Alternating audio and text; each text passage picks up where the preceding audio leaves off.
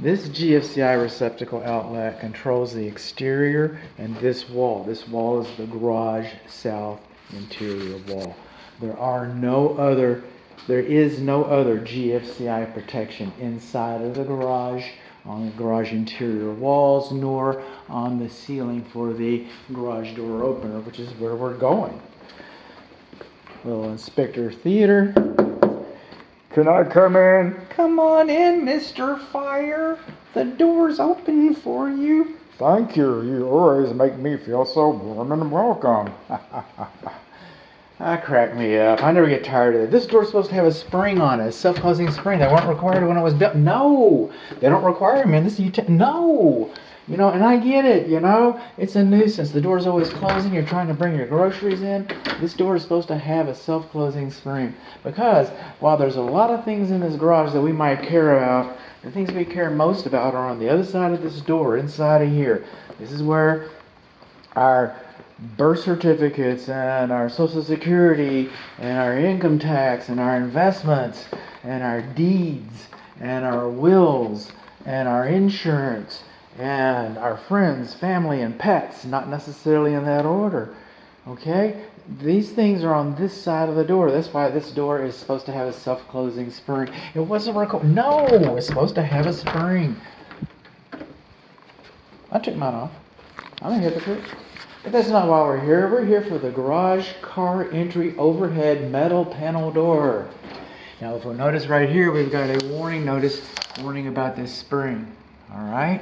And it's good that we have that. But we're supposed to have them on both corners of the first panel. Our optic sensors are not supposed to be farther from the garage floor than 6 inches.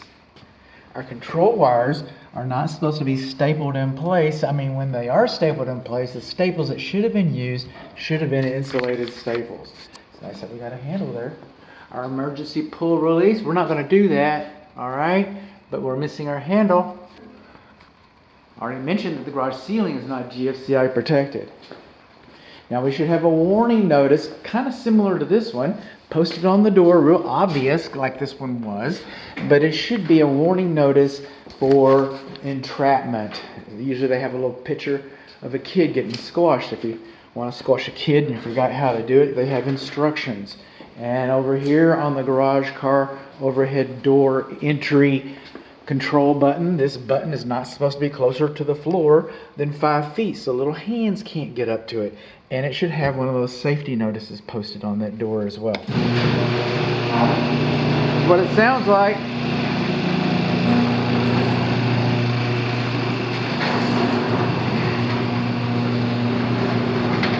Now, I've made a business decision, but I have. And I do not do block tests. I have a block test baked into the inspection report.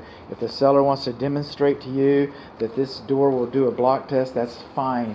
Adjusting the door sensitivity is a personal preference, okay? It's something that you know, enough to squash it. And they say a roll of paper towels or whatever. But anyway, that's up to you. I mentioned that I only do an optic test in the inspection agreement. In the inspection agreement that's posted on the website, and in the report I also mentioned that. So this is how I do it. I use my big old flat zombie hoof, and I break the beam like that, and that's, we know that we have a safety reverse. Alright? And you should adjust it to meet your own personal safety needs. Something I forgot to mention in here is this lock right here.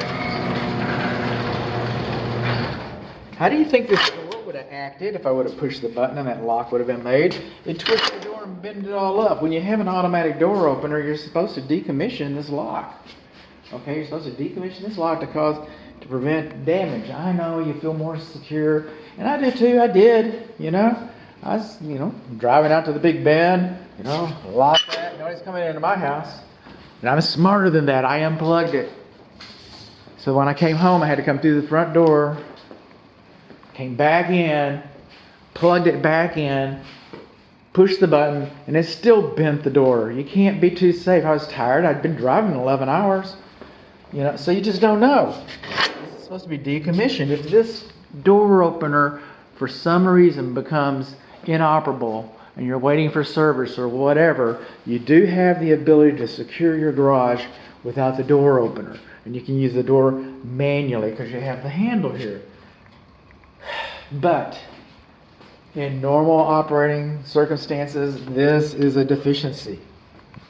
So what we learn, our occupancy sensors are too high, the wires are not properly secured, we do not have tension notices posted on the door, we do not have a safety notice on the door. The door lock was not decommissioned. We're missing our safety pull handle. We're not GFCI protected up here, nor was it required when the home was built. We learned that our control button is closer to the floor than 5 feet, and it doesn't have a safety notice posted right there either.